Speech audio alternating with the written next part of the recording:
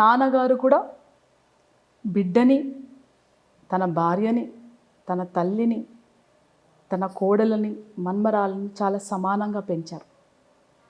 ఎంత సమానత్వం అంటే అసలుకి ఆయన అంటే అప్పుడు నేను ఏదైనా అంటే నీకు వద్దమ్మా నువ్వు చెప్తే వినవు అంటే అర్థమయ్యేది కాదు. అంటే తన గిన్నె తనే తీసుకునేవాడు. అంటే మొన్న 2023 ఆగస్టులో తన జూలైలో అడ్మిట్ అయ్యే వరకు కూడా తన తీసుకున్న ప్లేట్ తనే టిఫిన్ సింక్లో వేసేవాడు. వీలైతే తనే వాష్ చేసి పెట్టేవాడు.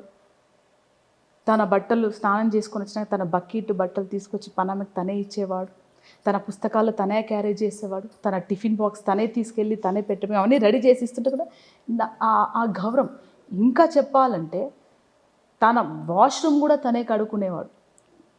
అంటే అంత గొప్ప వ్యక్తి. అంటే ఆయన నన్ను వాష్ చేసి ఇచ్చేవాడే కాదు, పనామెను వాష్ చేసి ఇచ్చేవాడే కాదు, అమ్మను కూడా వాష్ చేసి ఇచ్చేవాడు కాదు.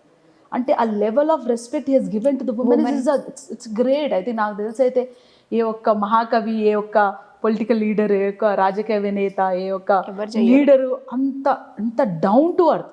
అంటే మర్యాద అక్కడి నుంచి మేము కూడా వాష్ చేస్తాం, మేము కూడా అడుగుతాం, పనమ్మాయిని కూడా గడిగినిచ్చే. సరే తనొద్దు నాన్న మేము చేస్తామంటే నన్ను అమ్మను కూడా కడిగినిచ్చేవారు. మా వదిన మాకైతే అసలు ఏం పని చెప్పేవాడు కాదు, ఇంటి ఆడబిడ్డ అనేవాడు. సో అంత రెస్పెక్ట్ అనేది ఎంత గ్రేట్ అంటే అంత గ్రేట్.